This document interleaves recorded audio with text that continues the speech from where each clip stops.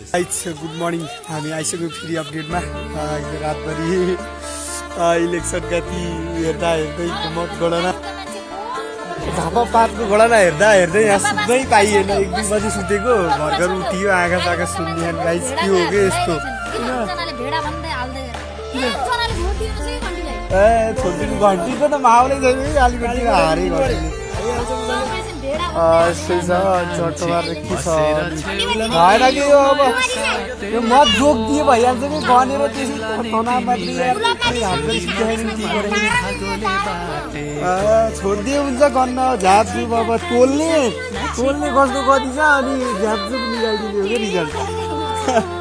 हिजो गरी हेर्दा हेर्दै कति आउँछ भालेले कति गरेर झिच्छ भने त रात म त भालै जस्तो बजाउँदै अब 40,000